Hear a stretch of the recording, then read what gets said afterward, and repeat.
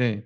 오늘 우리는 계속해서 요셉 이야기를 살펴보고 있고요. 이제 지난주 43 장에 이어서 오늘 44장 전체를 좀 살펴보려고 하는데요. 시간 관계상 우리가 44장 전체를 살펴보지 못하고 44장 일부를 살펴봤습니다. 그리고 이 43 장과 연결된 우리가 예전에 38 장을 설교하지 않았거든요. 38 장의 일부분을 또 오늘 우리가 살펴봤습니다. 그 이유가 있습니다. 먼저 좀 설명을 드릴게요. 오늘 우리가 읽은 이 44 장을요. 여러분 나중에 또 집에서 한번 쭉 읽어 보시면은 이 44 장은 사실 그렇게 중요해 보이지 않아요. 우리가 이제 다음 주에 살펴볼 45 장에서 드디어 20년 만에 이 요셉과 형들이 극적으로 화해하고 관계가 회복되는 이 일이 드디어 일어나거든요. 자, 이거 45 장에서 일어나요. 오늘 44 장은요. 그냥 그 화해로 가는 잠깐의 길목 정도로 여겨져요. 그런데 사실 창세기 전체에서도 44 장은 굉장히 특별하고 이 굉장히 특이한 장면입니다. 먼저 그 이유 중에 하나는 뭐냐면요. 44 장에 보면은 유다의 독백이 나와요. 근데 이 유다의 독백은 창세기 전체에서 한 사람이 자신의 독백을 이야기한 가장 긴 구절이에요.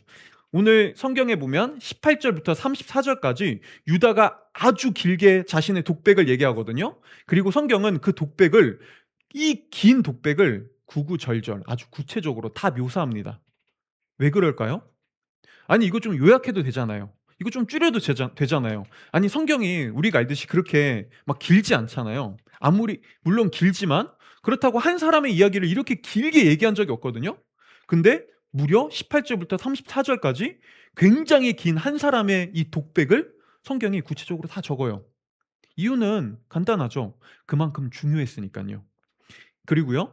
성경에서 이 44 장은 성경 전체에서 한 사람이 다른 사람을 위해 자신의 목숨을 희생하겠다는 이야기가 가장 처음으로 나옵니다.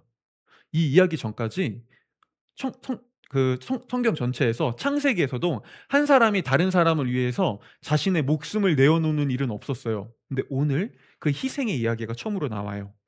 자, 여러분 이렇게 보면요. 유다의 모습은 굉장히 대단해 보입니다. 유다는 굉장히 중요한 인물이고 유다는 굉장히 위대한 사람처럼 보여요. 그런데 유다의 과거 모습을 보면요. 그는 위대하거나 대단하거나 선한 사람과는 아주 거리가 멀다는 걸 너무나 쉽게 알 수 있습니다. 유다는 어떤 사람이었냐면요. 37 장에서 과거 형들이 요셉을 죽이려고 했죠. 질투심에 시달려서요. 그런데 죽이기 전에 이 요셉을 구덩이에 집어넣고 그의 옷을 벗깁니다. 나체로요. 그리고 거기서 요셉은 살려달라고 울부짖습니다. 그런데 이때 살려달라는 동생의 울부짖음을 들으며 너무나 아무렇지도 않게 아주 냉정하게 밥을 먹고 있었던 게 유다였어요. 그리고 유다는요, 그때 이 냉정한 모습으로 상인들이 지나가는 것을 보며 형제들에게 이렇게 얘기합니다. 야, 이거 요셉 죽인다고 우리한테 남는 게 뭐 있냐? 물론 저거 괘씸하지. 나도 죽여버리고 싶지. 근데 저거 죽인다고 우리가 이득 볼 건 없잖아. 야, 근데 마침 상인들이 지나가네. 야, 그냥 팔아버리자. 야, 팔면은 우리도 돈도 벌고 어차피 요셉이 저 물 한 모 물 손에 물 한 방울 안 묻히고 자라온 애가 노예로 제가 버틸 수 있겠어? 알아서 죽겠지. 야, 그럼 우리 손에 피도 안 묻히고 이거 오히려 더 좋은 거 아니야? 야, 팔아 버리자.'라고 처음으로 제안을 했던 게 유다였어요. 그쵸? 그리고 유다는 어떤 인물이었냐면요. 이제 집으로 돌아갑니다. 그리고 아버지에게 얘기하죠. 이 요셉의 옷을 그들이 찢은 다음에 양의 피를 묻힙니다. 마치 요셉의 피처럼요. 그리고 이렇게 얘기하죠. "아버지, 요셉이 아버지가 사랑하는 아들이 동물에게 찢겨 죽었습니다." 그리고 야곱은 그들의 아버지는 가슴을 치며 옷을 찢으며 고통스러워합니다. 엄청나게요. 근데 유다 그거 보면서 나몰라라 했어요. '아우 또 저러네.' 엄청 냉정한 인물이었다고요. 그리고 오늘 우리가 읽은 38 장에서요. 이 유다는 자신의 며느리였던 다말을 불태워 죽이려고 해요. 여러분 고대 시대에도 화형은 너무나 잔인한 형벌이었습니다. 그래서 그 사람들은 이 잔인한 화형을 아무렇게나 행하지 않았어요. 그 당시 일반적인 이 살인 아니면 살인이란다. 사형의 방법은요, 돌로 치는 거였어요. 화형? 그들도 너무 잔인한 일이기에 안 했다고요. 근데 오늘 유다는요, 자신의 며느리인 다말이 간음했다는 말을 듣고 바로 너무나 냉정하게 사람들한테 얘기하죠. 불 끌어내서 불태워 버려. 자, 여러분 지금 이 유다가 이 위대해 보이세요? 이 사람이 선해 보이나요? 그게 유다의 일생이었어요. 그런데 오늘 44장을 보자고요. 44장에 와서 유다는 갑자기 변합니다. 그는 동생을 위해, 그것도 배다른 동생, 그리고 여전히 아버지에게 편애받고 자신들이 싫어했던 이 베냐민을 위해 자신을 희생합니다. 나의 목숨을 내어놓겠다고 합니다. 그리고요, 이 유다의 희생에 감동받은 요셉이 이제 45장에서 이 감정을 주체하지 못하고 드디어 눈물을 터뜨리고 자신이 누구인지를 드러냅니다. 화해가 이루어지기 시작합니다. 그런데 이 화해에 가장 큰 결단에 누가 있었냐면 유다의 희생이 있었어요. 자, 여러분 도대체 아니 이렇게 잔인하고 이렇게 냉정하고 이렇게 잔혹스러웠던 유다가 어떻게 이렇게 변할 수 있었을까요? 도대체 무엇이 유다를 이렇게까지 변하게 만들었을까요? 오늘 우리는 이 성경에서 유다의 변화를 통해 오늘날에 또 여전히 사람들이 어떻게 변화되고 오늘날 우리에게 변화를 위해 무엇이 필요한지를 크게 세 가지를 좀 얘기하려고 하는데요. 첫 번째는 변화를 위해 필요한 첫 번째, 자기 인식에 대해서 얘기할 거고요. 변화를 위해 필요한 두 번째, 현실 인식에 대해서 얘기할 거고요. 그리고 마지막 세 번째로 이 변화는 어디서부터 오는가에 대해서 얘기할 겁니다. 변화를 위한 첫 번째, 자기 인식, 두 번째, 현실 인식, 그리고 세 번째, 이 변화는 어디서부터 올 수 있는가. 자, 먼저 첫 번째입니다. 자기 인식이요. 자, 오늘 이 변화, 유다의 변화를 이해하려면요, 우리가 아까 읽었던 38장을 좀 살펴봐야 되는데요. 38장은 사실 성경의 흐름에서 보면은 이거 굉장히 어색하고 이상한 장르예요. 왜냐하면 여러분 요셉의 이야기는 37장에서 시작돼요. 형들이 요셉을 팔고 이집트의 노예로 요셉이 이제 팔려간 이야기가 38장이에요. 그렇죠? 그럼 37장이에요. 그러면 38장에서 이제 요셉 이야기가 나와야죠. 그가 이집트에서 어떤 일을 겪고 어떤 우여곡절을 겪었는지가 그 다음 장에서 나오는 게 맞아요. 근데 38장이 아니라 39장에서부터 오늘 이야기 이후로 쭉 요셉 이야기가 쭉 이어져요. 끊어지지 않고요. 38장에서만 끊겨요. 그리고 38장에서 갑자기 이 12명의 형제 중에서 유다의 이야기만 나옵니다. 이상하죠? 근데 여러분 38장은요 사실 중요한 장이에요. 왜냐하면 이 38장의 유다가 44장 오늘의 유다와 드디어 연결되거든요. 자, 38장을 잠깐 얘기하면요 이와 같습니다. 요셉을 이집트로 팔고 난 다음에 이제 유다가 이제 집에서 좀 지냈겠죠? 근데 그러다가 그가 아버지의 집을 떠납니다. 그리고 이방 땅으로, 이방 나라로 가요. 그리고 그곳에서 이방 여자와 결혼합니다. 여러분 이거는 당시에 굉장히 큰 일탈이었어요. 지금 생각보다 더 큰 일탈이었다고요. 왜냐하면 이 유다의 이 증조 할아버지를 비롯해서 그들의 가문은요 항상 이방 문화와 섞이지 않기 위해서 이방 민족이 아닌 자신들의 이 문화를 공유할 수 있는 자신들의 먼 친족들과 결혼하려고 했습니다. 이건 아브라함도 그랬고요. 그 다음에 이삭도 그랬고요. 야곱도 그랬어요. 항상 그래왔다고요. 이걸 지키려고 했어요. 그런데 유다 아무렇지도 않게 이방 땅으로 떠나서 이방 여인과 그냥 결혼합니다. 그들과 하나 됩니다. 그 문화를 답습합니다. 그리고 나서요 이제 유다도 거기서 3명의 아들을 낳습니다. 그리고 첫째 아들의 이름이 엘이었는데요. 이 첫째 아들인 엘은 이제 이방 며느리인 다말이라는 여인과 결혼을 합니다. 그런데 이 유다의 아들들이 다 너무나 악했어요. 그래서 성경은 직접적으로 이렇게 얘기해요. 유다의 아들 엘이 너무나 하나님 보시기에 너무 악해서 하나님께서 그를 심판했다라고요. 그는 하나님께 심판받을 만큼 악했고요. 그는 죽음을 맞이합니다. 그리고 다말은 한순간에 과부가 되죠. 여러분 고대에서 과부는 경제력이 없어요. 왜냐하면 그 당시는 여자는 경제 생활을 못했거든요. 그래서 과부가 된다는 건 곧 굶어 죽는다는 거예요. 생활을 하지 못합니다. 그래서 이런 과부들을 지키기 위해서 보호하기 위해서 고대에는 계대 결혼이라는 게 있었어요. 그러니까 첫째 유다가 있는데 결혼했어요. 근데 자손을 낳지 못하고 죽어요. 그러면은 이 여인은 혼자 이 자신을 책임져야 되잖아요. 근데 경제 생활을 못 한다고요. 그래서 이거를 보호하기 위해 그 동생이 대신 결혼합니다. 그래서 혈통을 잇게 해 줘요. 그리고 그의 집에서 이제 그의 혈통을 이은 자신의 자손을 이은 그 여인을 같이 책임져 주는 거죠. 이건 책임을 지기 위한 문화였어요. 자, 엘이 죽었어요. 첫째가 죽었어요. 다말 과부가 됐습니다. 당연히 그 당시 문화대로 이제 둘째인 오난이라는 이 아들이 유다의 아들이 다말과 결혼합니다. 그런데 둘째인 오난도 악했어요. 그래서 그는요 다말과 결혼했지만 다말과 아이를 낳으려고 하진 않습니다. 왜냐하면 아이를 낳아야 그때 이제 이 다말을 책임져 주거든요. 근데 그거 하지 않아요. 그리고 잠자리만 그냥 성적 즐거움을 위해 잠자리만 갔습니다. 그래서 하나님께서도 그 모습을 악하게 보시고 오난도 심판하십니다. 그리고 이제 유다에게는 막내인 셀라만 남았고요. 셀라는 아직 미성년자였어요. 결혼하기에는 아주 어렸습니다. 그래서 유다가 며느리인 다말에게 이렇게 약속합니다. 조금만 기다리거라. 내가 셀라가 크면은 그때 너와 결혼시켜서 다시 너를 내가 부양하고 책임져 주겠다. 그러니까 셀라가 클 때까지, 우리 막내가 클 때까지 친정에 좀 가 있어라라고 해요. 하지만 유다는 다말과 자신의 막내 아들을 결혼시킬 생각이 1도 없었어요. 왜냐하면 유다는 이렇게 생각하고 있었거든요. 전현 저거 남편 잡아먹는 여자야. 엘도 그랬고 내 둘째 아들도 그랬고 다말이랑 결혼해서 이거 오늘 현우가 말 절지 말라고 했는데 자 이제 최대한 안 절어보겠습니다. 다 저 다말과 결혼해서 저 남편 잡아먹는 며느리 때문에 우리 아들들 다 죽은 거야. 내가 저 결혼시키나 봐.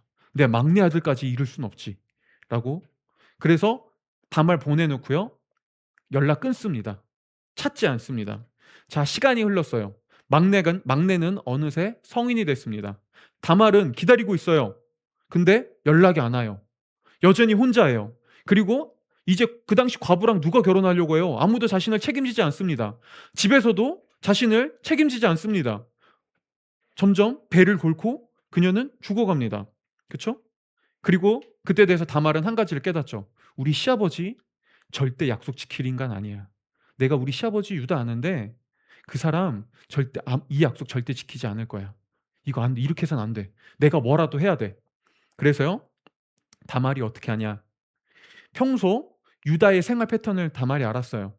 그래서 유다가 잘 지나다니는 길목에 몸 파는 여자로 분장합니다.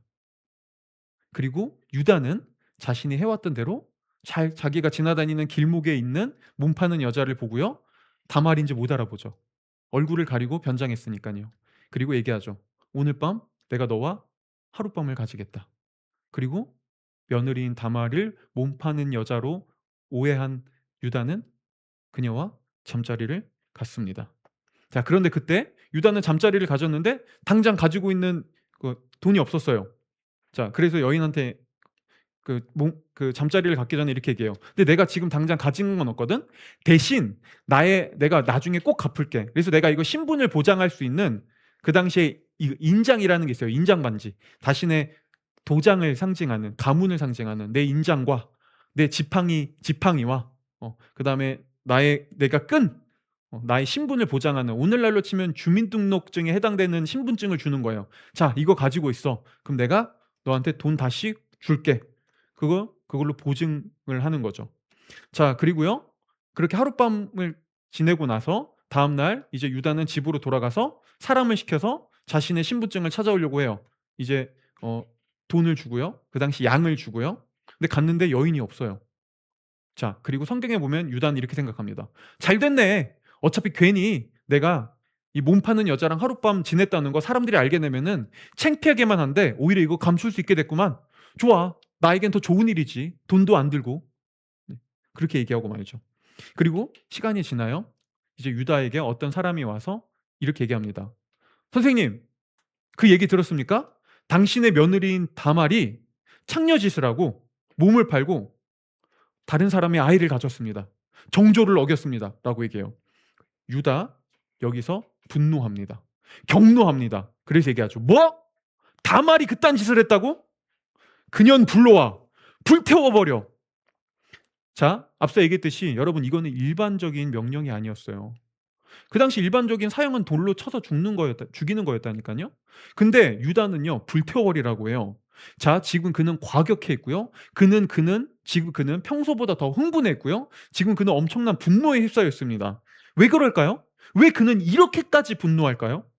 이유는 간단해요. 유다는 지금 이 모든 일의 책임을 다말에게서 찾고 있었거든요.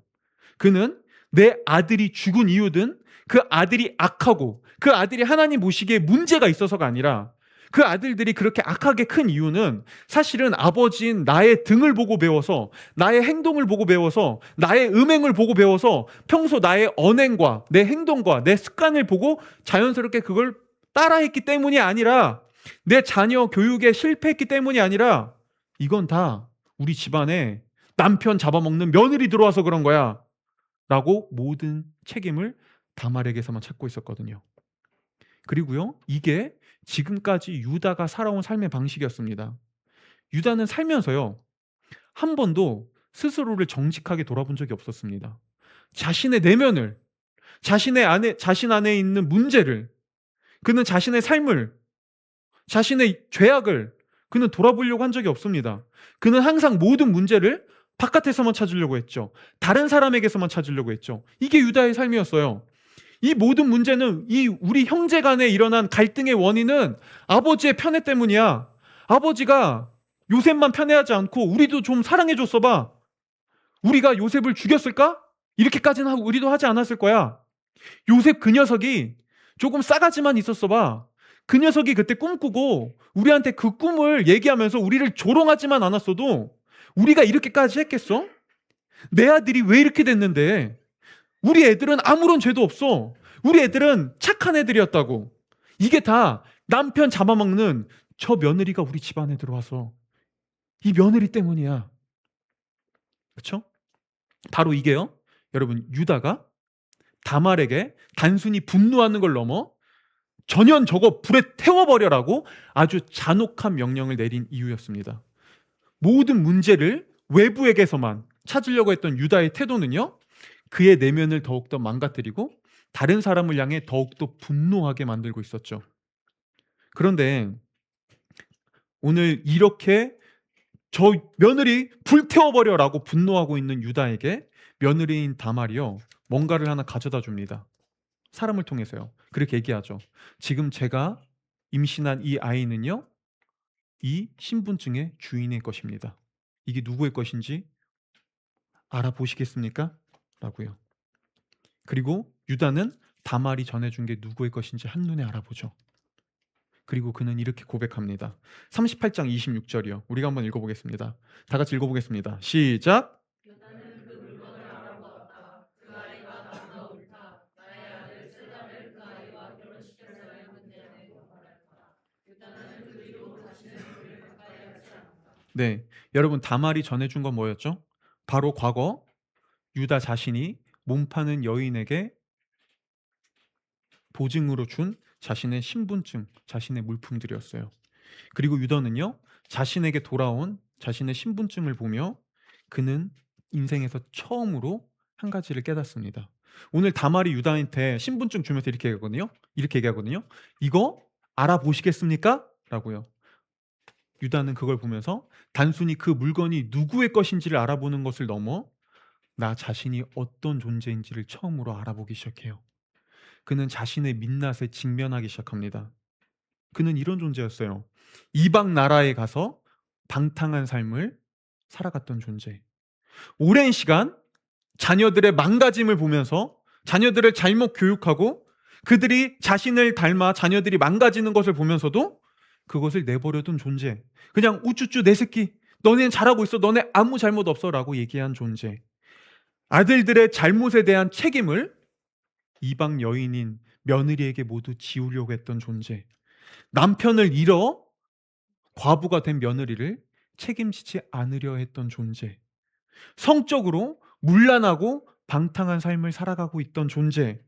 과거 동생을 죽이려 하고 너무나 냉랭하게 노예로 팔아버린 존재. 유다는요, 인생에서 처음으로 자신이 누구인지, 내 안에 무엇이 숨겨져 있는지를 그는 보기 시작했습니다. 그리고 이 사실을 깨달은 유다는 오늘 이렇게 얘기합니다. 다말을 향해요. 네가 나보다 옳다라고요. 여러분, 이 말 오해하시면 안 돼요. 이 말은 다말아, 너는 아무런 죄 없다, 너는 정의롭다라는 말이 아니에요. 그러면 이렇게 얘기했겠죠. 너는 옳다라고 했겠죠. 유다는 그렇게 말하는 게 아니에요. 네가 나보단 옳다라고요. 보이세요? 유다는 평생 이렇게 살았어요. 아니, 나는 아무런 잘못 없어. 아니, 그래, 나도 잘못이 있긴 해. 근데 이거 이유 있어. 내가 이렇게 한 이유가 있다고. 이건 너 때문이야. 이건 이 환경 때문이야. 이건 우리 부모 때문이야. 이건 요셉 때문이야. 이건 며느리 때문이야. 그니까 너보단 내가 옳아. 적어도 너보단 내가 더 옳다고 라고 해석했다고요. 그런데 이런 유다가 드디어 인생에서 아니야, 사실 책임은 나에게 있었어. 문제는 내 안에도 있었어. 오히려 이 내 안의 문제가 모든 걸 망가뜨리고 있었어 라는 걸 깨닫기 시작한 거죠. 그리고 이때부터 유다의 삶에 변화가 시작됩니다. 여러분, 그리고 이게 변화를 위해 우리에게 필요한 첫 번째입니다. 나 자신을 정직하게 돌아보고 정직하게 직면하지 못한 사람은요, 결코 변하지 않습니다. 그런데 많은 사람들이요, 나 자신의 이 정직한 모습에 나 자신을 정직하게 직면하지 못합니다. 내 안에 숨어있는 죄악과 연약함과 부끄러움을 인정하려고 하지 않습니다. 당연하죠. 여러분, 저도 그렇습니다. 당연해요. 왜 그런 줄 알아요? 우리는 나의 연약함, 나의 죄악됨, 나의 부족함, 이거 인정하는 거 너무나 어렵습니다. 인정하기 싫습니다. 본능적으로요. 그래서 우리는 본능적으로 다른 사람의 책임을 먼저 찾습니다. 예를 들면 이런 거죠. 우리가 만약에 이제 저희 부부가 결혼하고 나서 이제 사실은 제가 좀 많이 늦어요. 네, 제가 사실 저 때문에 늦는 경우가 많습니다. 제가 보통 지각하는 주 원인인데, 근데 그러다가 뭔가 지각하잖아요. 그러면 저도 모르게 아내에게 먼저 이렇게 얘기합니다. 아니, 그러니까 좀 더 빨리 준비했어야지. 제가 죄인입니다. 이제 저에게 직면하기 시작했습니다. 근데 이게요, 너무 자연스럽게 나온다고요. 아니, 내가 잘못한 거 알아. 내가 잘못한 거 안다니까요. 근데 아니, 대본 이렇게 나온다고요. 아니, 나도 늦었는데 당신도 조금 더 빨리 준비했어야지. 나 좀 더 빨리 깨웠어야지. 내가 왜 이 얘기를 했을까? 여러분, 근데 이게 솔직히 저에게만 있는 일인가요? 이거 저만 그런가요? 우리는요, 내 연약함을 볼 때 그걸 보려고 하는 게 아니라 너무 쉽게 다른 방법을 택해요. 외부를, 바깥을, 내 가까이에 있는 사람을, 다른 사람을 탓하는 것이죠. 그래서 이렇게 얘기하는 것이죠. 이거 나도 잘못했지. 근데 남편 때문이야. 아내 때문이야. 우리 부모님 때문이야. 우리 자녀 때문이야. 내 상사가 이상해. 우리 직장 동료가 무능력해서 그래. 이거 저 사람이 문제 있어서 그래. 이 교회가 이상해서 그래. 이 세상이 이런데 나보고 어떡하라는 거야. 뭐라고 얘기하는 거죠? 아니, 나도 잘못했는데 그 원인은 먼저 너에게 있어. 네가 나보다 더 잘못됐어. 내가 너보다 노라 라고 생각하는 거죠. 자, 이러면 어떤 일이 일어날까요? 절대 변할 수 없습니다. 우리는 끊임없이 내가 한 행동은 어쩔 수 없었어, 이건 당연한 거야 라고 하면서 나를 포장하고요, 끊임없이 나를 피해자라고만 생각합니다. 여기서 성숙, 변화 존재할 수 없죠. 그렇죠? 근데 여러분, 우리가 진짜 변화를 원한다면, 진짜 우리가 변화되고자 한다면 단순히 우리의 겉모습이 아니라, 우리의 상황과 환경이 아니라 정말 우리의 내면이, 나라는 존재가 변화되려면요, 우리는 먼저 나 자신에게 직면해야 돼요. 사실 물론 나에게 환경과 다른 사람이 나에게 어떤 작용을 일으킬 수는 있습니다. 그런데 그럼에도 불구하고 이 모든 걸 결국엔 폭발하게 만드는 건, 이 모든 문제를 깨어지게 만드는 건 우리 안에 있는 증오와 혐오와 질투와 편견과 우월함과 악함이라는 사실을, 그게 결국엔 이 모든 걸 깨어뜨리게 만들고 있다는 사실을 우리는 인정해야 돼요. 이렇게 말할 수 있어야 되는 거죠. 그렇다고 내가 선한 사람은 아니야. 그렇다고 내가 좋은 사람인 건 아니야.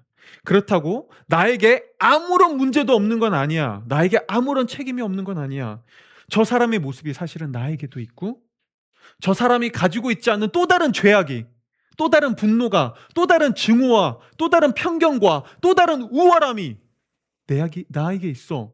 그리고 이게 결국엔 내 삶을 망가뜨리고 있는 진짜 원인이야 라는 걸 직면할 수 있는 사람이, 이거를 인정할 수 있을 때 우리는 비로소 다른 사람에게 찾아가 이렇게 말할 수 있습니다. 당신이 나보다 옳습니다. 사실은 모든 문제의 원인은, 시작은 나에게 있었습니다 라고요. 그리고 이때 사람들은 변화되기 시작해요. 그리고 이게 38장에서 유다에게 일어난 일이었습니다. 네. 자, 그렇다면 변화를 위해 우리한테 필요한 두 번째는 뭘까요? 바로 현실 인식입니다. 이제 오늘 44장으로 돌아와 볼까요? 자, 지난주 43장에서 형제들은요, 다시 이집트로 두 번째로 갑니다. 곡식을 구하러요. 이번에는 베냐민과 함께 가죠. 그렇죠? 그리고 드디어 베냐민과 함께 이집트로 돌아간 형제들은요, 드디어 정탐꾼이라는 오해를 풉니다. 이제 오해가 풀리기 시작해요. 그리고 인질로 잡혀있던 둘째 시므온과도 다시 재회합니다. 그리고 이집트의 총리가 자신들을 위해 파티를 열어줘요. 그리고 그들은 그 파티를 즐기죠. 자, 모든 게 잘 되고 있는 것만 같아요. 그런데 파티가 끝난 그날 저녁, 총리였던 요셉이 자신의 청지기를 몰래 부릅니다. 그리고 청지기에게 이렇게 얘기합니다. 자, 내일 아침에 일찍 우리 저들에게 곡식을 나눠줄 때 자루에 곡식을 잘 가득가득 담아주고, 그 다음에 돈도 다시 돌려주는데, 자, 이걸 기억해. 막내인 베냐민, 그 막내 동생의 자루에는 몰래 내 은잔을 넣어. 그리고 그들이 돌아가자마자 멀리 가기 전에 아침 일찍 그들을 쫓아가. 그리고 그들을 도둑으로 몰고 베냐민을 다시 노예로 데리고 와 라고 요셉이 명령을 내립니다. 자, 그리고 그 청지기는 그 일을 하고요. 이제 요셉의 형제들은 자신들의 자루를 열어봐요. 아니요, 우린 아무 잘못 안 했어요. 우리 은잔 안 가져갔어요. 무슨 소리예요? 라고 하면서 자루를 열어봐요. 첫째, 둘째, 셋째 열어보는데 마지막 11번째 베냐민의 자루에서 은잔이 발견됩니다. 그리고 그들은요, 옷을 찢고 눈물을 흘리며 다시 도둑으로 누명을 쓰고 이집트로 다시 돌아가죠. 자, 그런데 이때 다시 도둑의 누명을 쓰고 돌아온 이 형들에게 총리였던 요셉은 이렇게 얘기합니다. 매우 좋은 조건을 제시해요. 이렇게요. 자, 내가 당신들 다 심판하지 않을게요. 내가 당신들 다 여기서 노예로 삼고 심판해봤자 뭐합니까? 자, 그냥 이렇게 합시다. 이 내 은잔이 나온 그 자루의 주인인 막내 베냐민만 여기에 노예로 남기십시오. 당신들은 곡식도 가지고 돈도 가지고 그냥 고향으로 돌아가세요. 내가 선처하겠습니다 라고요. 자, 지금 보면 이거 굉장히 좋은 조건이죠. 그런데 여러분, 우리가 37장을 생각해 보면 지금 이 요셉의 말은 사실 형들을 최종적으로 테스트하고 있는 거예요. 왜냐하면 지금 요셉이 요구한 건 37장에서 형들이 자신에게 했던 일이거든요. 20년 전 형들이 요셉을 어떻게 했죠? 자신을 어떻게 했죠?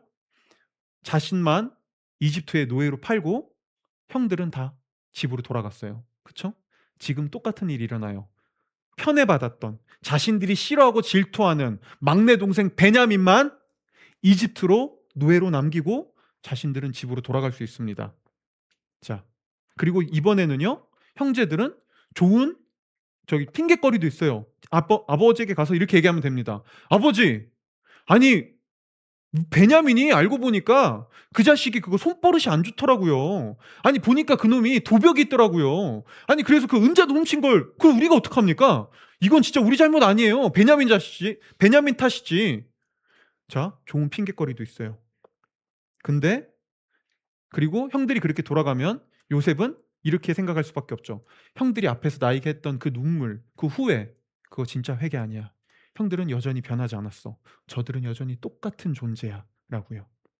마지막 최종 테스트였어요. 자, 이때 형들이 어떻게 반응했을까요? 놀랍게도요. 그 순간 유다가 형들을 대표해서 앞으로 나와옵니다. 그리고 18절부터 34절까지 아주 구체적인 호소를, 독백을 쭉 이야기합니다. 그러면서 그는 자신을 희생하고자 합니다. 그런데 이때 유다의 호소를 보면요, 그 중에 굉장히 중요한 구절이 하나 나와요. 굉장히 인상 깊은 문장이 하나 나옵니다. 바로 27절인데요. 우리가 다 같이 한번 또 27절을 읽어볼까요? 유다는 과거 아버지의 말을 인용하면서 이렇게 얘기합니다. 읽어보겠습니다. 시작. 주의 종 우리 아버지가 우리에게 이르되 너희가 알거니와 내 아내가 내게 두 아들을 낳았으나. 그쵸? 자, 지금 유다는요, 과거 자신의 아버지가 자신들에게 했던 말을 얘기하면서 이렇게 얘기합니다. 내 아내가 나에게 두 아들을 낳았다. 여기서 내 아내는 누굴까요? 요셉과 베냐민의 친모인 라헬이요. 그런데 여러분, 야곱에게 실제적으로 아내가 몇 명 있었는지 아나요? 4명이 있었어요. 그리고 유다는요, 그 중에서 사실 가장 첫 번째 아내였던 레아의 아들이었습니다. 근데 지금 야곱은 그 다른 아들들 앞에서 이렇게 얘기해요. 야, 너네 엄마들 다 내 아내 아니야. 내 아내는 오직 한 명이야. 요셉과 베냐민을 낳아준 라헬만 내 아내야. 그리고 그들만 내 아들이야. 이 얘기하고 있었다고요. 여러분, 그리고 유다는요, 자신의 어머니인 레아가 평생 아버지에게 사랑받지 못하고 그 사랑을 갈구하면서 살아왔던 가슴 아픈 인생을 평생을 봐왔어요. 당연히 이런 가정의 아픔, 가정의 깨어짐, 이거 누가 말하고 싶어요? 심지어 이방 총리에게 그걸 뭐하러 얘기해요? 이 부끄러운 거를. 그쵸? 그런데 오늘 유다는요, 자신이 경험했던 가정의 깨어짐, 고통, 아픔을요, 그냥 이야기합니다. 자신의 아버지가 이렇게 편견 많고 삐뚤어지고 못난 아버지였다는 사실을 그냥 있는 그대로 얘기합니다. 여기서 우리는요, 유다에게 일어난 또 다른 변화를 알 수 있어요. 그는 자신이 경험했던 이 가정의 깨어짐이라는 현실을, 그 부조리를 그냥 받아들이고 인정하고 있었어요. 하지만 앞에서 유다는 달랐습니다. 37장에서 유다는요, 자신의 어머니 때부터 이어져 온 이 사랑받지 못했던 우리 엄마의 아픔, 사랑받지 못했던 자신들의 이 아픔을 인정하기 싫었어요. 그래서 이거 인정하기 싫어서 어떻게 해요? 요셉 죽여버리려고 해요. 왜냐하면 요셉을 볼 때마다 자꾸 엄마의 아픔이 떠오르거든요. 어쩌면 유다는 이렇게 생각했을 수도 있겠죠. 라헬이 죽었을 때 유다는 이렇게 생각했을 수도 있습니다. 그래, 이제 둘째 어머니인 라헬이 죽었으니 우리 아버지가 이제 우리 엄마를 좀 사랑해 주지 않을까? 근데 엄마인 레아를 사랑해 주긴커녕 오히려 그 사랑이 요셉한테 갑니다. 자, 유다 입장에서는 엄마의 사랑을 이젠 요셉이 뺏어가는 것처럼 느꼈을 거예요. 그렇죠? 그래서 그는요, 이렇게 생각하는 거죠. 이건 옳지 않아. 이게 뭐야? 요셉, 내가 너 두고 봐. 널 가만히 살려두나. 그런데 오늘 유다를 보세요. 그는요, 그냥 담담하게 자신의 아버지인 야곱이 사실 우리 아버지 문제 가득한 아버지였습니다. 편애하는 아버지였습니다. 우리 어머니는 평생 사랑받지 못한 가슴 아픈 그런 여인이었습니다. 라는 거를요, 그냥 얘기합니다. 그 사실을 받아들입니다. 여러분, 이게 과연 쉬운 일일까요? 여러분, 나 자신의 연약함을 직면하는 것만큼 또 어려운 게 뭐냐면요, 내가 인생에서 살아온 내 인생의 아픔, 고통, 내가 부정하고 싶은 이 가정의 깨어짐과 내 삶의 깨어짐을 이거 인정하고 받아들이는 거 이거 너무나 어려워요. 그쵸? 그래서 우리 자꾸 내 아픈 이야기, 사연 숨기려고 하잖아요. 될 수 있으면 그거 들키고 싶지 않잖아요. 그 들키는 거 부끄러워하잖아요. 그거 안 될 것 같잖아요. 그럼 내 삶이 뭔가 부정당하는 것 같잖아요. 그쵸? 맞아요. 그게 당연해요. 우리는 그거 인정하기 싫은 겁니다. 그런데 오늘 유다는요, 이 놀라운 일을 해내기 시작해요. 어떻게 그가 이렇게 할 수 있었을까요? 이 다말의 사건을 통해 자신의 연약함과 죄악을 직면하기 시작한 유다는요, 자신의 아버지인 야곱도 다른 눈으로 이제 보기 시작했어요. 여러분, 그렇다고 이 말을 오해하시면 안 돼요. 지금 유다는 아버지의 편에, 아버지의 삐뚤어진 사랑, 아버지의 잘못을 그거 잘 됐다고 합리화하고 있었던 게 아니었어요. 그거 오라, 괜찮아, 그럴 수 있지라고 말하는 게 아니었다고요. 오히려 유다가 한 일은 이거였습니다. 부모라면 당연히 모든 자식을 차별 없이 똑같이 사랑해야지. 아니, 어떻게 부모가 이럴 수 있어? 어떻게 우리 가정에 이런 일이 있을 수 있어? 가정이라면 당연히 언제나 행복하고 부모라면 모든 게 완벽해야지 라고 생각했던 우상을 내려놓기 시작한 거예요. 여러분, 근데 그 사실 아세요? 많은 사람들이요, 자녀가 나에게 우상이 될 수 있다는 사실은 인정합니다. 그건 쉽게 인정해요. 아, 그래, 우리가 잘못하면 자녀를 너무 우상처럼 삼을 수 있어 라는 건 인정해요. 그런데 정작 한편으론 완벽한 부모도 우리의 우상이 될 수 있다는 사실은 잘 모릅니다. 그래서 사람들은요, 너무나 쉽게 이렇게 생각합니다. 부모라면 당연히 자녀를 책임져야지. 부모라면 당연히 자녀에게 상처 주면 안 되지. 부모라면 마땅히 모든 자녀를 동등하게 사랑해야지. 가정은 언제나 화목해야 되고 어떤 다툼도 갈등도 싸움도 있어서는 안 돼. 그게 진짜 가정이야. 자, 여러분, 근데 여러분들도 모두 그렇게 생각해 본 적 있을걸요? 저도 그랬는걸요? 한번 물어볼게요. 그런 완벽한 부모, 완벽한 가정이 존재하나요? 정말 있을 수 있을까요? 아니, 조금 화목한 가정, 좋은 부모님은 있을 수 있어요. 근데 정말 그렇게 완벽하고 모든 자녀를 동일하게 사랑하고 편애하지 않고 싸우지 않고 갈등이 없는 그런 가정이 정말 존재할 수 있냐고요. 근데 우리는 그게 너무나 당연한 것처럼, 그게 이루어지지 않으면, 그런 가정에서 살지 않으면, 우리 부모님이 그렇게 하지 않으면 내 인생은 다 잘못됐고 우리 가정은 다 실패했으며 우리 가정은 남들보다 불행한 가정이라고 너무나 크게 해석합니다. 그래서요, 우리는 이렇게 생각하죠. 내가 겪은 내 가정의 사연만 가장 비극적이에요. 그래서 항상 무슨 일이 있을 때, 인생의 아픔이 있을 때, 인생의 갈등이 있을 때, 가정의 깨어짐을 경험할 때, 과거의 일을 가지고 와서, 불우한 가정사를 가지고 와서, 부모님의 아픔을 가지고 와서, 결핍을 가지고 와서 그걸 탓하는 거죠. 이게 다 그때 우리 부모님 때문이야. 이게 다 내가 그런 가정에서 태어나지 않아서야. 이게 다 내가 그때 그런 결핍을 경험해서야. 여러분, 사실 지금 이 말을 여러분들에게 하기가요, 좀 굉장히 조심스럽습니다. 왜냐하면 자칫하면 여러분들에게 제가 정죄감을 줄 수 있다는 사실을 알거든요. 하지만 여러분, 전 여러분들에게 정죄감을 주고 싶은 게 아닙니다. 저는 여러분들이 잘못됐다고 얘기하고 싶은 게 아닙니다. 제가 말하고 싶은 건 한 가지입니다. 여러분, 어쩌면 우리는 사실 모두가 깨어져 있고 모두가 자신의 연약함과 자신의 죄악을 가질 수밖에 없는 우리의 부모님을, 가정을 완벽한 가정해야 된다는 환상을 만들어 놓은 채 그 이상에 다가가지 못한 모습을 가지고 우리를 너무나 극대화시켜서 더 큰 문제 덩어리로 여길 수 있다는 거예요. 여러분, 저도 당연히 더 아름답고 더 행복한 가정을 이루고 싶고요. 저도 언젠가 하나님께서 허락해 주셔서 부모가 된다면 좋은 부모가 되고 싶습니다. 하지만 저는 압니다. 제가 그렇게 완벽한 부모가 될 수 없다는 것을요. 때로는 나의 자녀에게 아픔과 상처와 때로는 갈등을 일으킬 수밖에 없다는 저의 연약함을 인정합니다. 그런데 제 자녀가 저를 완벽한 부모로만 바라볼 때 어떻게 될까요? 우리는 모두 다 불행해지겠죠. 오늘 유다가 그랬어요.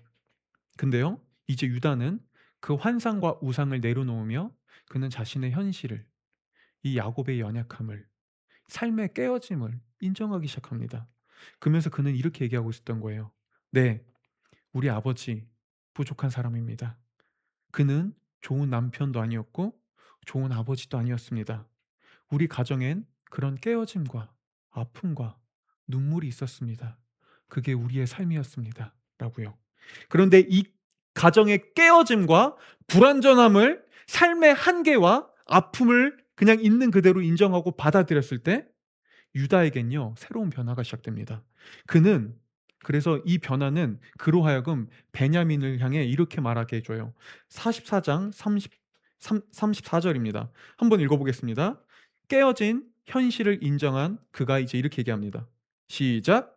저 아이 없이 제가 어떻게 아버지의 얼굴을 뵙겠습니까? 그럴 수는 없습니다. 저희 아버지에게 닥칠 불행을 제가 참아볼 수 없습니다. 자, 여러분 지금 유다가 어떤 일을 하고 있는지 보이세요? 깨어진 자신의 가정에 자신의 아버지의 연약함을 인정할 때 그는요 이 깨어진 현실 속에서 이제 자신이 뭘 해야 하는지를 알아요. 깨어진 자신의 가정사 속에서 자신이 해야 할 일이 무엇인지를 깨닫기 시작합니다. 지금 유다는 이렇게 얘기하고 있었다는 거예요. 이제 저는 우리 가정은 맞습니다. 깨어졌습니다. 우리 아버지 문제 있었습니다. 그는 좋은 아버지 아니었습니다. 그런데 이제 저는 그렇게 살지 않겠습니다. 이제 저는 그것을 가지고 와 탓하며 나의 잘못된 선택을, 아버지와 똑같은 삶을 답습하는 걸 이제 당연히 여기지 않겠습니다. 이제 저는 다른 선택을 하겠습니다. 이제 저는 과거의 상처에 묶여 있는 것이 아니라 그 아버지 때문에 그 영향을 받아 이제 나의 형제들을 미워하고 증오하며 사는 것이 아니라 이제 저는 다른 결단을 내리겠습니다. 이제 저는 아버지가 편애하는 아버지라는 사실을 인정하고 그 편애하는 아버지가 사랑하는 베냐민을 위해 이제 저는 나를 희생하겠습니다. 그게 내가 아버지처럼 살지 않을 수 있는 방식입니다. 그게 제가 이 깨어진 가정에서 다르게 살 수 있는 방식입니다. 라고 유다가 현실을 인정하고 그 깨어진 현실 속에서 이제 다른 삶의 결단을 내리기 시작하는 것이죠. 여러분 보이세요? 이게 변화를 위해 필요한 두 번째입니다. 여러분 우리 모두의 삶은 깨어져 있습니다. 오해하지 마십시오. 부모님의 연약함, 여러분 가슴 아픕니다. 그런데요, 완벽한 부모라는 건 존재할 수 없습니다. 워- 완벽한 부모가 되고 싶겠죠. 우리 부모님도요, 그런 가정을 이루고 싶어서 결혼한 사람이 누가 있나요? 좋은 부모가 되기 싫어서 아이를 낳은 부모님이 얼마나 있겠나요? 다 좋은 부모, 좋은 가정을 꿈꿉니다. 그런데요, 그게 마음대로 안 돼요. 그게 우리 그렇게 마음처럼 쉽지 않습니다. 그게 우리의 현실입니다. 근데 그것을 인정할 때요, 우리는 그 깨어짐 속에서 아픔 속에서도 내가 어떻게 살아야 하는지, 나는 이것을 받아들이고 이제 이 가정을 새롭게 이 가정을 어떻게 이루고 우리 깨어진 가정을 어떻게 대하며 우리 부모님을 내가 어떻게 사랑해야 되는지 새로운 방법을 새로운 결단을 해 나가기 시작합니다. 그때 우리는 변해가는 것이죠. 마지막 세 번째로요. 이 변화는 과연 어떻게 가능할 수 있을까요? 지금까지 물론 이 이야기를 들으면서요. 아마 여러분들 중에서 이렇게 생각하신 분도 있을 거예요. 목사님, 알겠어요. 내가 정말 변하기 위해선 나 자신의 연약함을 깨닫고 직면해야 되고 이 현실의 깨어짐, 내 마음대로 안 되는 이 내가 선택할 수 없었던 이 깨어짐을 인정하는 것, 현실을 인정하는 것, 그거 알겠습니다. 근데 그게 내 마음대로 안 되는 걸요. 그게 내 마음처럼 그렇게 되나요? 그게 쉬웠다면 이미 그렇게 살았겠죠. 라고요. 맞아요. 여러분, 성경은 그 사실을 인정합니다. 그리고 바로 이게 성경이 자기계발 서적과 심리학 서적과 다른 이유입니다. 자기계발 서적과 심리학은 내 노력으로 그렇게 하라고 합니다. 당신이 노력하면, 씨름하면 그렇게 할 수 있다고 얘기합니다. 성경은 말합니다. 방법을 알아도 여러분의 노력으로 안 될 겁니다. 아무리 그렇게 하고 싶어도 그게 쉽게 되지 않을 겁니다. 하지만 성경은 얘기합니다. 그럼에도 불구하고 그 일이 가능할 수 있습니다라고요. 어떻게 가능할까요? 여러분 오늘 유다의 변화를 가능하게 했던 게 뭐였죠? 그의 노력이었나요? 그의 씨름이었나요? 아니요. 놀랍게도 유다의 변화를 시작하게 만들었던 건 전혀 예상하지 못했던 이방 여인 며느리 다말이 그에게 한 한마디였어요. 바로 이 마디요. 아버지, 시아버님, 당신이 누구인지 알아볼 수 있으시겠나요? 지금 이거 알아볼 수 있겠나요? 라고요. 그리고 이 한마디에 이 다말에 의해 유다는 자신이 어떤 존재인지, 자신이 어떻게 살았는지, 자신의 죄가 무엇인지 직면합니다. 자, 유다가 다말이 자신을 이렇게 변화시킬 수 있는 그런 영향을 줄 거라는 걸 알았을까요? 아니요. 당연히 몰랐죠. 유다에게 다말은 빨리 처리하고 싶은 여인이었어요. 어떻게든 집에서 내쫓고 싶은 여인이었어요. 심지어 다말도요, 도덕적이고 윤리적인 사람 아니었습니다. 그러니까 자신의 어쨌든 자신을 책임지겠다고, 아니, 어떤 사람이 몸 파는 여자로 분장해서 아버지랑 잠자리를 갔냐고요. 다말도 선한 여인이 아니었다고요. 그런데 하나님은요, 그런 다말을 통해 유다를 변화시켜요. 그렇죠? 이게 유다에게 일어난 일이었어요. 하나님은, 성경은 우리의 진정한 변화는 우리의 힘이나 우리의 노력이 아니라 우리 인생에 찾아오시는 하나님의 개입하심을 통해 일어난다고 얘기합니다. 그래서 하나님은요, 이게 때로는 우리가 이해할 수 없는 상황과 당장 우리 눈안에 이해되지 않는 아픔일 수도 있습니다. 근데 하나님은 다말처럼 보이는 사람들을 통해, 다말처럼 보이는 환경과 상황을 통해 때로는 우리 삶에 개입하면서 우리를 변화시켜 갑니다. 그리고 우리로 하여금 우리 자신의 연약함과 우리 자신의 깨어진 현실을 직시할 수 있게 하시는 것이죠. 그리고 이 우리의 삶에 개입하시는 하나님의 일하심을 가장 잘 보여주는 건 바로 예수님입니다. 여러분, 마태복음 1장을 보면요, 예수님의 족보로 성경이 시작돼요. 그런데 이때 예수님의 족보에 누가 나오는지 아나요? 바로 유다의 며느리인 다말이 등장해요. 유다와 다말이 예수님의 족보에 등장합니다. 보이세요? 여러분, 유다도 그렇고 다말도 그렇고 그들은 어떤 존재였죠? 부도덕했어요. 비윤리적이었어요. 문란했어요. 그들은 선하지 않았습니다. 그런데 예수님은 그런 비윤리적이고 죄악된 유다와 다말의 혈통으로 오십니다. 왜요? 그분이 이 모든 죄악과 부조리함에서 우리를 구원하고자 하셨거든요. 그분이 이 문제를 해결하고자 하셨거든요. 여러분, 왜 하나님이 십자가에 달려 왜 그분이 꼭 죽어야만 했죠? 아니, 그냥 용서하면 되잖아요. 왜 그분이 십자가에 달려 꼭 죽으면서까지 우리를 용서해야 했죠? 성경은 그 이유를 두고 말합니다. 우리가 그 정도로 심각한 존재니까요. 우리가 그 정도로 생각보다 더 많이 망가지고, 생각보다 더 연약하고, 생각보다 더 죄악된 존재니까요. 하나님이 자신의 목숨을 바쳐야 할 만큼 우리가 많이 망가져 있었으니까요. 여러분, 이게 십자가가 하는 일입니다. 십자가는 우리의 연약함과 죄악에 기꺼이 우리를 직면하게 합니다. 동시에 십자가는요, 우리가 살아가는 세상의 현실을 있는 그대로 직시하게 해줍니다. 여러분, 예수님은 하나님의 아들이면서 그분은 사람들에게 핍박당했습니다. 그분은 불의한 재판을 받았습니다. 그분은 사람들에게 내쫓김을 당하셨습니다. 그분은 부조리한 현실, 깨어진 가정에서 태어났습니다. 예수님도요. 그런데 예수님은 이 부조리한 현실을 묵묵히 감당하십니다. 그분은 그거 잘못됐다고 말씀하시지 않습니다. 그걸 인정하십니다. 그게 이 깨어진 세상의 현실이었으니까요. 그리고 그분은 이 깨어진 세상에 들어와 그거를 회복하고 고치고자 하시죠. 그게 그분이 십자가에 달리신 이유였어요.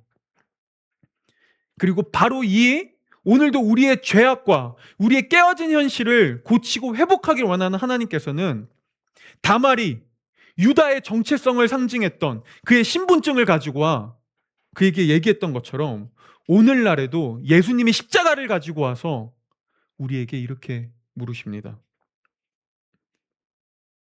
너 이거 보이느냐? 너 이게 누구의 것인지 알아보겠느냐라고요. 그런데 여러분, 유다를 향한 다말의 말과 오늘날 우리를 향한 예수님의 말은 차이가 좀 있습니다.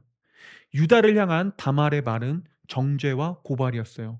다말은 유다에게 이렇게 얘기하고 있었던 것이죠. 이게 당신의 모습입니다. 지금 이게 당신의 현실입니다. 이게 당신의 죄악이고 이게 당신의 삶의 결과입니다. 당신이 어떤 존재인지 알아보겠습니까? 라고 다말은 유다를 고발합니다. 그리고 이 고발 앞에 유다는 다말에게 얘기합니다. 네가 나보다 옳다. 근데요, 놀랍게도 예수님은 십자가를 들고 와 우리에게 이렇게 말씀하십니다. 이 십자가가 원래 너의 자리다. 이 깨어진 현실이 원래 너의 삶이다. 이 십자가가 원래 누구의 것이어야 했는지, 이 십자가의 자리가 원래 누구의 자리인지 알아보겠느냐? 이거 너의 자리다. 그런데 그럼에도 불구하고 네가 나보다 옳다. 그럼에도 불구하고 너는 여전히 의롭다. 그럼에도 불구하고 너는 누구보다 정결하고 너는 누구보다 깨끗하고 너는 누구보다 새롭다. 왜냐하면 네가 있어야 할 그 자리에 내가 갔기 때문이다. 네가 있어야 할 깨어진 현실에 내가 갔기 때문이다. 그래서 나는 궁극적으로 너를 깨어짐과 죄악과 과거의 모든 아픔에서 너를 구원했다. 이제 너는 새롭고 이제 너는 의롭다. 이제 너는 잘못되지 않고 옳은 존재다라고요. 여러분 보이세요? 지금도 우리는 연약합니다. 지금도 우리 자신에 직면하면 우리 자신을 정직하게 직면할 때 우리는 우리의 죄악됨과 연약함을 볼 수밖에 없습니다. 이 자리에 있는 분들, 제가 모든 걸 다 알지 못하지만 각자의 삶의 깨어짐과 가정의 아픔과 눈물과 고통이 있을지 모릅니다. 그런데 하나님은요, 그런 우리에게 찾아와 여전히 이렇게 말씀하십니다. 그래도 너는 옳다. 그래도 넌 의롭다. 내가 너의 자리에 내려왔기 때문이다. 그리고 난 궁극적으로 너를 가장 아름답고 가장 행복하고 가장 영원한 나의 가정으로, 나의 집으로 너를 이끌 것이다. 내가 너에게 그런 가정을 이루게 할 것이다. 내가 너에게 그런 행복한 삶을 허락해 줄 것이다. 라고요. 여러분, 우리에게 이렇게 말씀해 주시는 하나님의 사랑이 있을 때 우리는 기꺼이 나의 연약함을 직면할 수 있고요. 우리는 기꺼이 이해되지 않는 현실을 인정하고 그걸 받아들입니다. 그리고 그 속에서 우리는 새롭게 변화된 삶을 꿈꾸고 변화를 이루어갑니다. 여러분, 바로 이게 세상 그 어디도 전해주지 않는 기독교가, 그리고 복음이 우리를 내면으로부터 변화시키는 유일한 방식입니다. 여러분, 이 변화로 나오십시오. 십자가 앞에 나가 나를 향한 그분의 사랑을 붙들고 여러분 기꺼이 변화된 삶을 살아가십시오. 기도하겠습니다.